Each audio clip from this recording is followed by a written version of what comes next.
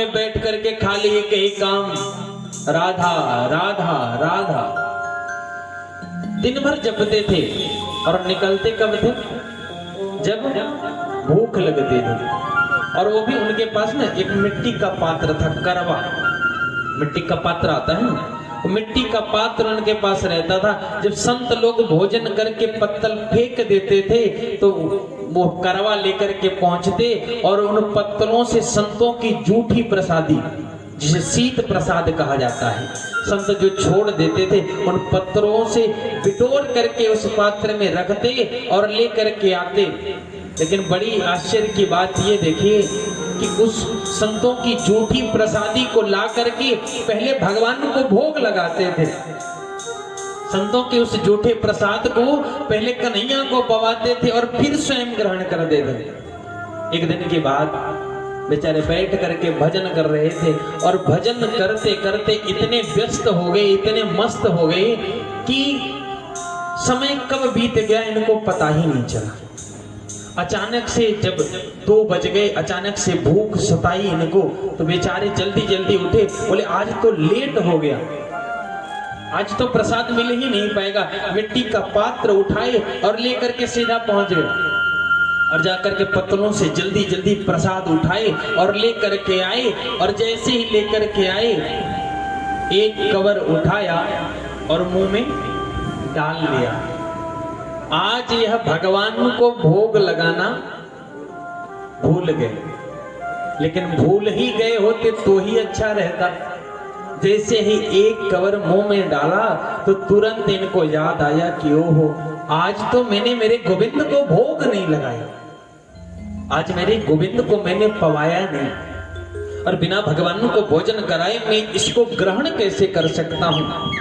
मेरे गोविंद भूखे रहें और मैं खा लूं, ऐसा हो ही नहीं सकता। मन में विचार आया कि क्यों न इस जो मुंह में अन्न है इसे उगल दूं, मुंह प्रक्षालन करके फिर से भगवान को भोग लगाऊं और फिर उस प्रसादी को मैं ग्रहण करूं। लेकिन फिर मन में विचार आया कि अगर मैं इन अन्न को निकाल देता हूं बाहर मुंह में डाल करके तो संतों की प्रसादी का अपमान हो जाएगा। यदि ग्रहण करता हूं तो मैंने गोविंद को भोग नहीं लगाया, यदि ग्रहण करता हूं तो मेरे कन्हैया को मैंने भोग नहीं लगाया, और यदि मैं उगल देता हूं तो संतों की प्रसादी का अपमान हो जाएगा। बोले संतन को यह शीत प्रसाद लियो मुख डारिन जात गिरायो, लीलत लाज लगे मन में, मन मोहन को नहीं भोग लगायो।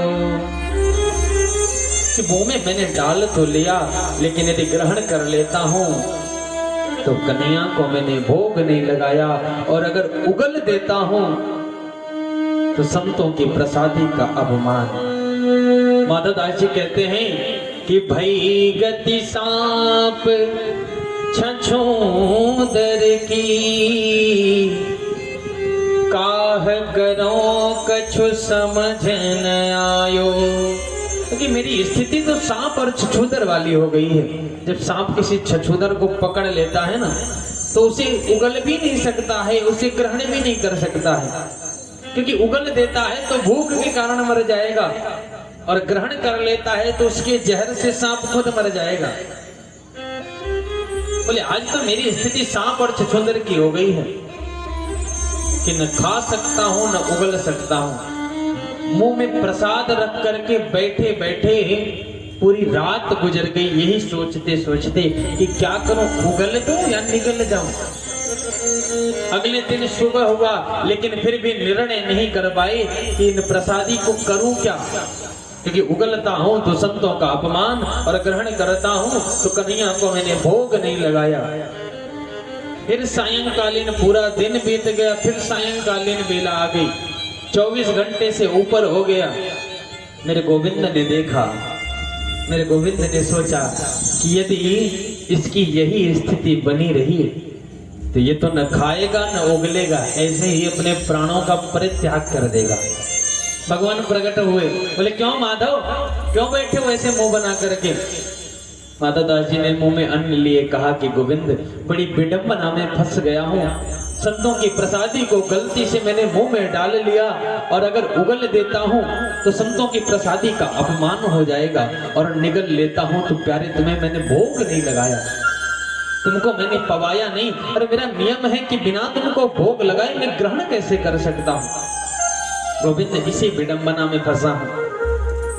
ठाकुर जी ने कहा कि माधव क्यों चिंता करता है, अरे मुंह से 2-4 चावल निकाल करके मुझे खिला दे, फिर ग्रहण कर ले, मेरा भोग भी लग जाएगा और संतों की प्रसादी का अपमान भी नहीं होगा। माधवदास जी ने कहा कि गोविंद, मैं अपना जूठा आपको कैसे खिला सकता हूँ? भगवान ने कहा रोज तो दूसरे का जूठा ही खिलाता था, आज अपना खिला देगा तो क्या हो जाएगा?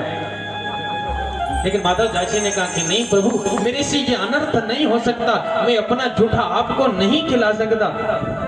भगवान ने कहा तू खिला या ना खिला, मैं तो जबरदस्ती खा लूंगा। भगवान दौड़ करके पहुंचे और ऐसे करके माधव के मुंह को पकड़ा। अब माधव दास जी ने सोचा कि ये छलिया बड़ा दुष्ट है, ये कितना भी प्रयास करूंगा ये मुंह से निकाल करके खा जाएगा। तो माधव दास जी ने जल्दी जल्दी उसको निगल लिया, लेकिन निगलते हुए माधव दास जी के मुंह से 2-4 चावल जमीन पर गिर गए। मेरे गोविंद ने उन चावलों को उठा करके ग्रहण किया, मेरे कन्हैया ने उन चावलों को उठा करके ग्रहण किया।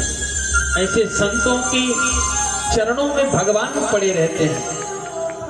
आप भगवान को कितना याद करते हैं ये तो एक मानक है, लेकिन भगवान जिस दिन आपको याद करने लगे क्या पूछना फिर। इसीलिए सदैव मन में भाव हो, परिवार में रहो, लेकिन मन में भाव हो कि हमको क्या करना है, कन्हैया के नामों का स्मरण करना है। अरे ना वृंदावन की लताओं में जा पाओ कि चलना चाहते हो, वृंदावन की लताओं में चलना है कि ब्रज की लताओं में गुजारा करेंगे, कन्हैया कन्हैया पुकार करेंगे, लताओं में ब्रज की गुजारा करेंगे, कन्हैया कन्हैया पुकार करेंगे, लताओं में ब्रज की गुजारा करेंगे। कहीं तो मिलेंगे वो बाके बिहारी, कहीं तो मिलेंगे वो बाके बिहारी, उन्हीं के चरण लगाया करेंगे, कन्हैया कन्हैया पुकारा करेंगे, लताओं में गुजारा करेंगे, कन्हैया कन्हैया। जय हो। सब गाओ मीठी मीठी तालियों से सेवा करते हुए हे प्यारे।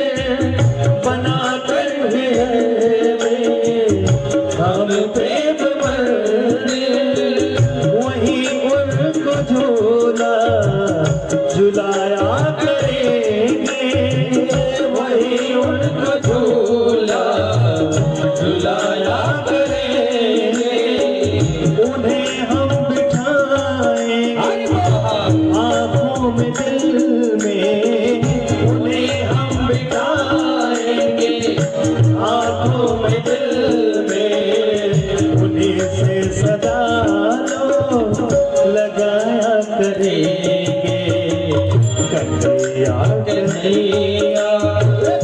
पुकारा करेंगे लताओं में बैठे गुजारा करेंगे कन्हैया कन्हैया पुकारा करेंगे लताओं में बैठे गुजारा करेंगे। जय हो सब गाओ हे गोविंद।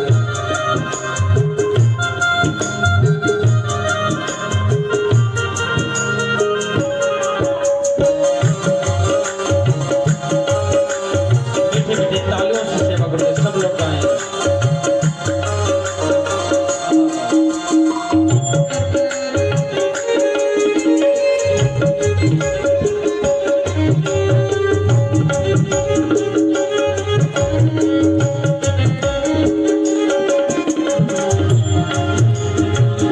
जो रूठेंगे हमसे वो पाके बिहारी जो रूठेंगे हमसे वो पाके बिहारी शरण को पकड़ कर हम मनाया करेंगे शरण को पकड़ कर मनाया करेंगे उन्हें प्रेम डोर से हम बांध लेंगे उन्हें प्रेम डोरी से हम बांध लेंगे तो फिर वो कहाँ भाग जाया करेंगे।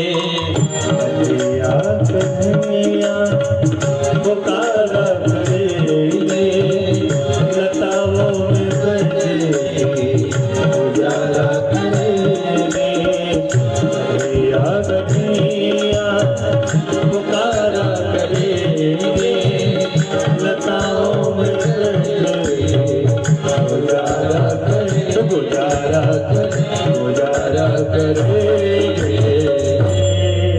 बोल वृंदावन बिहारी लाल की जय।